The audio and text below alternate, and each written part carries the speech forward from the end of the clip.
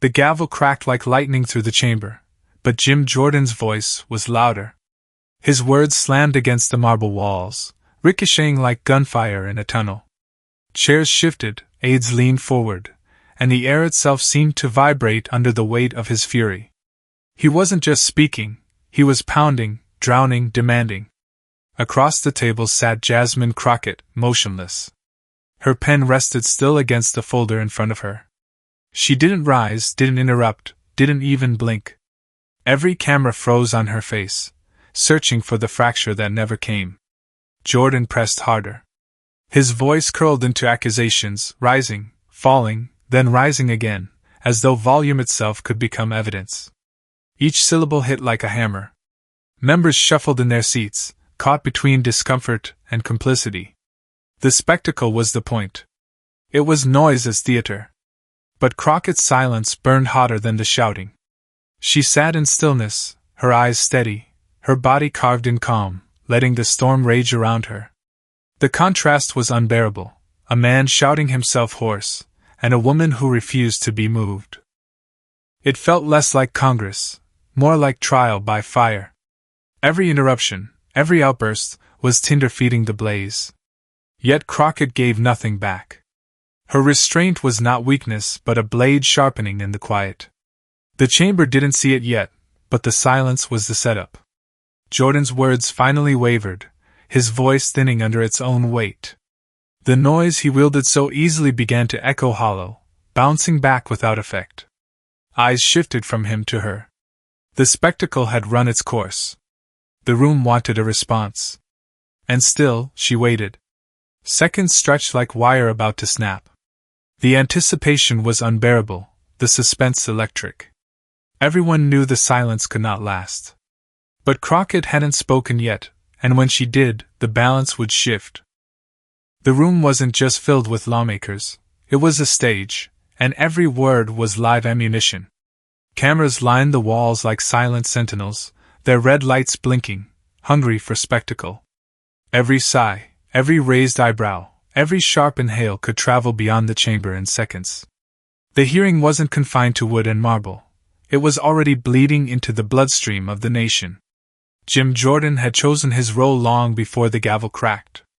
He wasn't just a participant, he was the self-appointed enforcer. His voice was the cudgel, his interruptions the script, his glare a warning. He wielded the rules not as guidance but as weapons, bending procedures into traps, stretching the boundaries of order until they nearly snapped. To him, chaos wasn't a risk, it was strategy. Opposite him, Jasmine Crockett represented something far more fragile, truth under siege. She came on not with volume but with precision. Yet, in that chamber, precision felt outnumbered. The tension coiled tighter with every word, every accusation, every forced smirk. Would facts be enough to withstand the roar? Or would dignity be drowned beneath a wave of manufactured fury? Whispers darted across the room. Allies exchanged glances like coded messages, some nodding in approval of Jordan's barrage, others shifting uncomfortably at the theater unfolding before them. What was supposed to be a pursuit of clarity was becoming performance art, its script written in real time by whoever shouted loudest. The line between oversight and spectacle blurred into smoke. Rules bent under pressure. Time limits were ignored. Questions twisted into speeches, speeches into attacks. Chairs leaned forward, staffers scribbled notes, and truth seemed cornered. The spectacle wasn't about answers, it was about dominance. And in that spectacle, the underdog always carried the heavier burden. Yet Crockett's stillness was unnerving. While Jordan raised the stakes with fury, she raised them with restraint. Each second she didn't answer, the silence stretched further, more dangerous, like a bowstring pulled to breaking. The chamber was watching two battles at once, one of noise and one of composure. To the untrained eye, Jordan was winning. His voice controlled the floor, his rhythm dictated the pace, his presence filled the chamber. But to those watching closely, the imbalance told another story. The louder he grew, the more the silence around Crockett began to matter. Because silence in politics isn't absence. It's tension. It's setup. It's the pause before impact. The room sensed it, even if Jordan did not. But to understand the explosion, you need to see the man who lit the match. Jim Jordan built his brand not on silence, but on volume. Every stage he stepped onto became a theater of force. His presence was loud before he spoke, a shadow filling the room like a storm rolling in. Every word was measured not for clarity, but for impact, designed to dominate, to unsettle, to drown out dissent. He had perfected the art of interruption. Facts were obstacles to be bulldozed, questions were weapons to redirect, and procedure was a pliable tool, bent until it served him. In hearings, on the floor, at press conferences, Jordan's voice was a hammer looking for nails, striking relentlessly, leaving no pause, no reflection, no room for argument. Colleagues learned quickly, to challenge him was to invite a barrage. He thrived on spectacle. A moment of silence from an opponent was an opportunity to fill the void with accusation. A careful fact presented calmly was a chance to mock, to scoff, to undermine in front of cameras that amplified his triumph. Every sound he made was amplified. Every pause he forced from others became a testament to his control. But his reputation wasn't only in volume. It was in posture. The lean forward, the pointed finger, the calculated scowl. These were signals. He owned the room, he owned the floor, and he intended to own the narrative. Even allies flinched occasionally, recognizing the edge of his strategy. His confidence bordered on arrogance, bordering on danger, a force that bent rules and stretched patience. Dramatized moments defined him. In one hearing, he shouted over witnesses presenting data, turning testimony into theater. In another, a colleague's carefully prepared question was steamrolled by a sarcastic quip. The chamber bent under the weight of his noise, and even those tasked with maintaining order sometimes faltered under the strain. Yet Jordan's bravado was not without purpose. Each performance consolidated power. Each interruption reminded the room who could control the narrative. Each shout was a brick in a fortress built from fear and audibility. Opposition was meant to crumble. Respect was a byproduct, never the aim. And still, despite his dominance, there were cracks. Those who knew him best understood that noise, no matter how overwhelming, could only carry so far. The louder he grew, the sharper the eyes watching became. For every bully, there exists a moment when silence meets defiance, and the very volume that once commanded now risks exposure. But every bully eventually meets someone who doesn't blink. Before she ever stepped into this chamber, Jasmine Crockett learned how to turn fire into focus. From her earliest days in the courtroom, she was trained not to react, but to anticipate. Every challenge was another sharpened edge, every opponent a lesson in restraint and precision. While others relied on volume or spectacle, she relied on preparation, clarity, and the quiet weight of truth. Her legal training forged her like steel.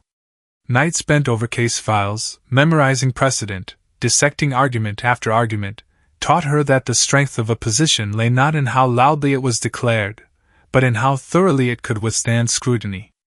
Every motion filed, every deposition studied, every cross-examination absorbed, became a layer of armor she would later wear on the national stage. Jasmine's reputation was built on composure under fire. Opponents learned quickly that agitation, intimidation, or theatrics were ineffective against her. She could meet a shouting adversary with measured words. She could meet duplicity with facts. Her calm wasn't weakness, it was strategy. In a world that often rewarded bluster, Crockett's steadiness became revolutionary. Her journey to this moment was paved with battles that shaped her character. Early in her career, she faced cases where justice seemed impossible, where clients were dismissed before they could speak. She learned to fight within systems stacked against fairness, turning frustration into determination, doubt into discipline. Each victory reinforced her belief: dignity and preparation could topple arrogance. Beyond the courtroom, Crockett's life had demanded resilience. She navigated spaces where voices like hers were too often ignored, where bias could overshadow fact. Every setback became a lesson. Every whisper of doubt strengthened her resolve.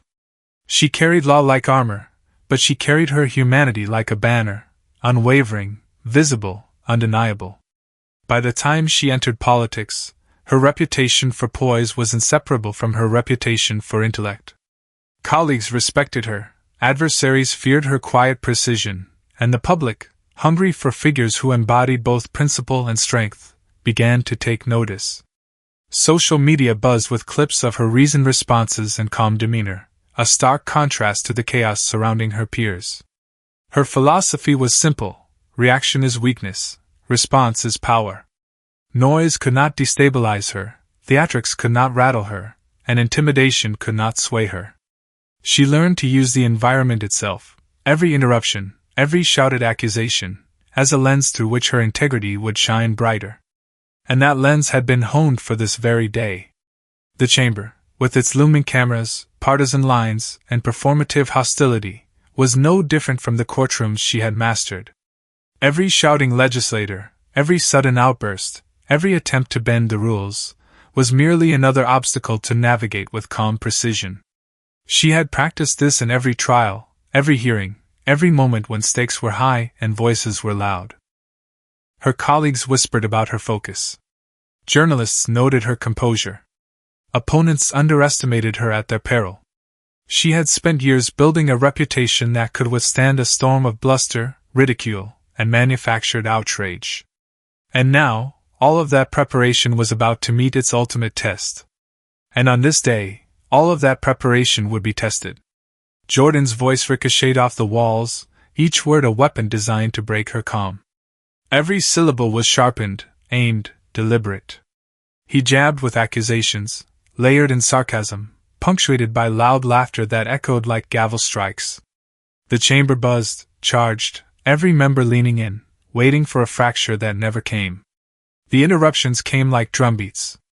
Questions weren't questions, they were ambushes. Statements weren't statements, they were traps.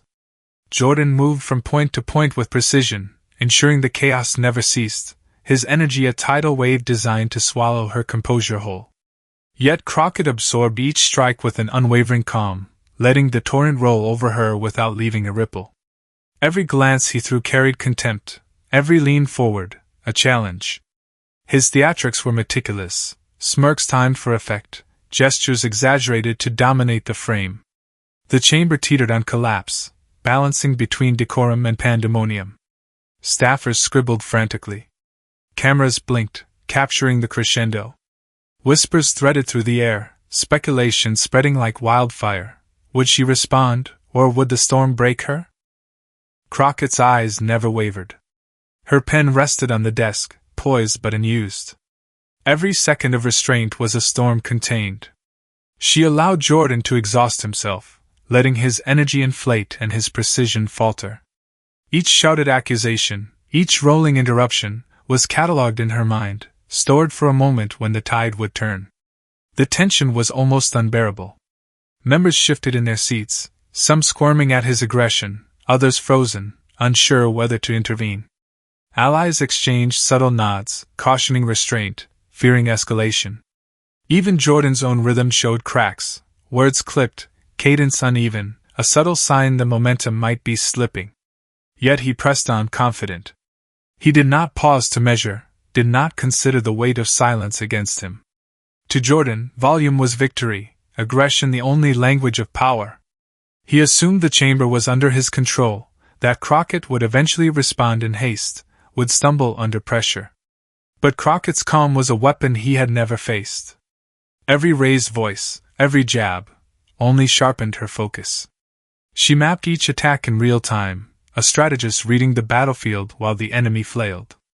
The chamber might have appeared chaotic, but she navigated it like a master conductor, letting the cacophony set the stage for what was coming. But he had no idea how sharp her silence really was. When Crockett finally spoke, her words didn't rise, they cut. They slid through the chamber with the precision of a scalpel, sharp, measured, undeniable. The air shifted instantly.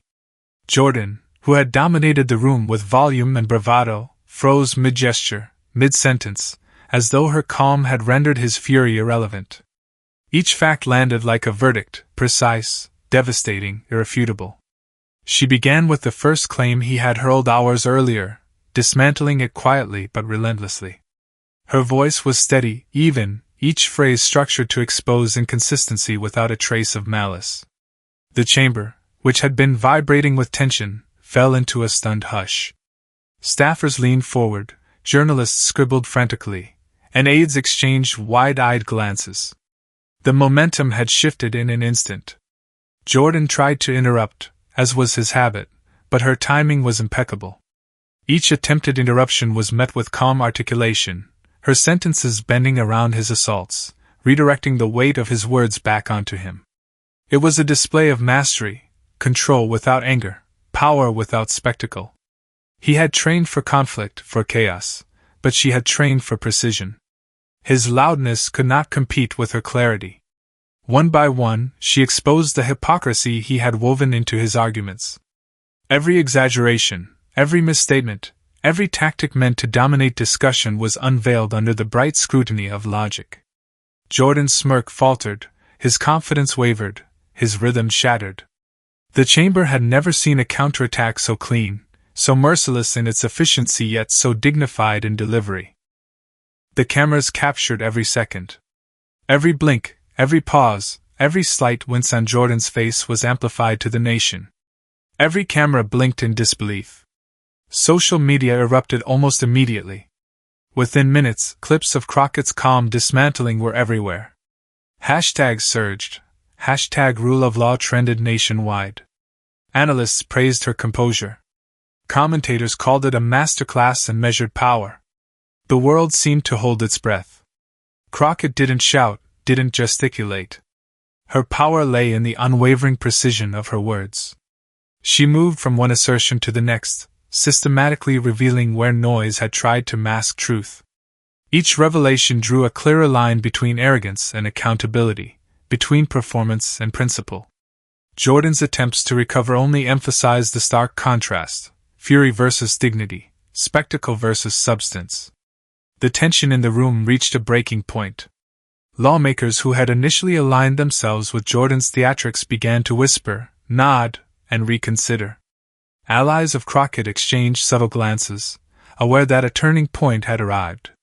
Even members who had been disengaged or distracted could no longer ignore the skill and moral clarity she wielded. Her final points landed like thunderclaps.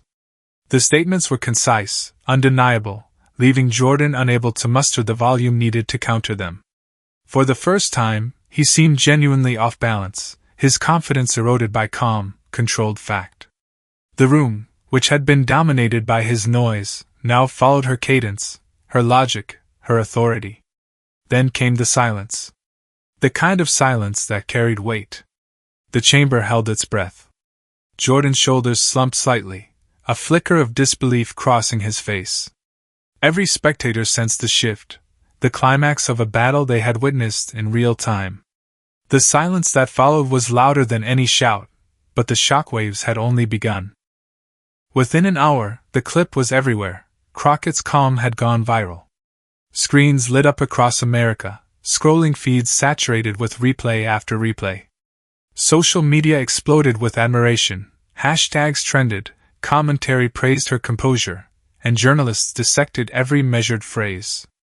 Hashtag rule of law became a rallying cry, a shorthand for dignity confronting arrogance.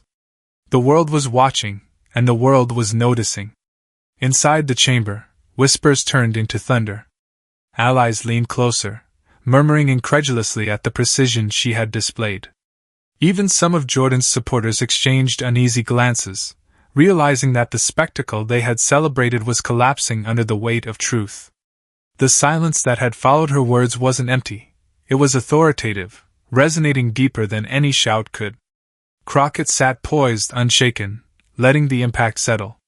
Each of her colleagues, staffers, and even journalists felt it, a moment of justice rendered with patience and intellect.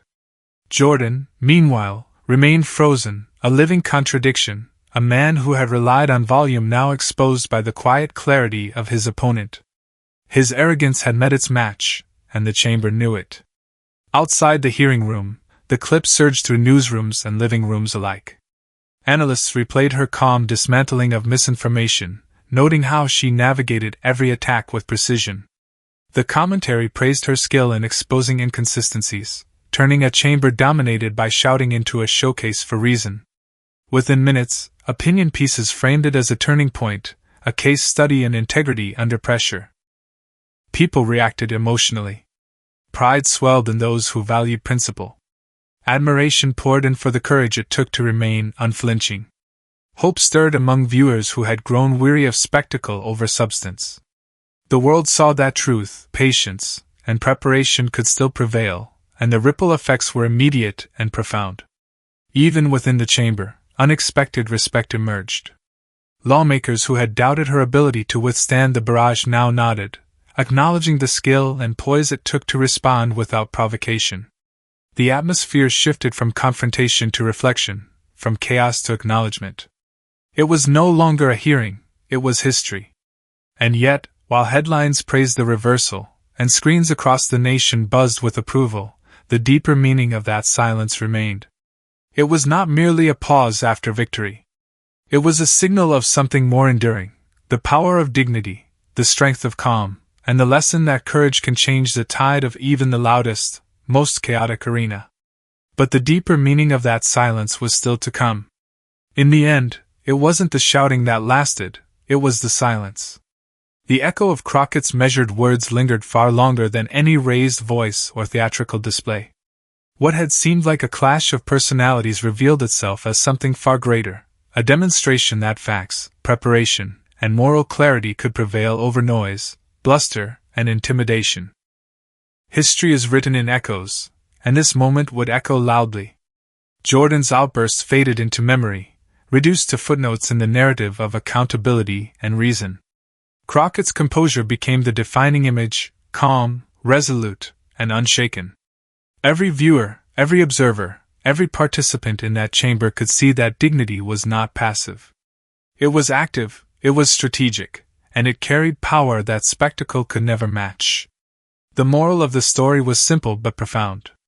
Volume can dominate a room, but truth can dominate history. Bravado may intimidate, but it cannot withstand careful reasoning, ethical grounding, and unwavering focus. Crockett's victory was not a personal triumph alone. It was a statement about the potential of democracy when those entrusted with responsibility meet noise with substance, arrogance with facts, and chaos with composure. For those who had watched the drama unfold, the lesson resonated on multiple levels. Pride swelled in citizens who witnessed principle being defended. Inspiration ignited in young leaders and students seeing that integrity could cut through the din. Moral relief washed over those weary of theater and empty rhetoric, a reminder that patience and truth could still shape outcomes. Even in broader society, the symbolism was unmistakable. Every viral clip, every article, every social post reinforced a fundamental truth: civility and reason can command respect in a world often dominated by aggression. This wasn't merely a procedural victory, it was a cultural moment, a testament to the enduring power of integrity. The message was clear: chaos and loudness might grab attention, but clarity and courage leave a mark. This was dignity's victory. The chamber had witnessed it, the nation had seen it, and the lessons would endure far beyond any single clip. The confrontation had ended, but the implications stretched outward, reminding all that truth and calm were weapons stronger than bluster. And that silence carried a lesson worth remembering. The gavel that opened this clash now closes it, but the echoes remain. Light flickered across the chamber, shadows stretching long and still. The voices that once roared have faded, yet the impact lingers, reverberating in the minds of all who watched. Every pause, every word, every glance carried weight, leaving an imprint that noise alone could never achieve. The chamber faded, but the question lingered. What does it mean to meet arrogance with dignity? To face chaos with calm? To let truth speak louder than fury? These are not lessons confined to politics. They are challenges for anyone who faces pressure, opposition, or spectacle in life. The story wasn't over, it was yours now. As the screen dims, consider what you witnessed. Reflect on courage, on preparation, on the quiet power of integrity. Share this story, discuss it, carry it forward. Subscribe for more political thrillers that reveal the battles behind the headlines, the clashes that shape history, and the heroes who rise with dignity. Truth is the final word. And now, it rests in your hands.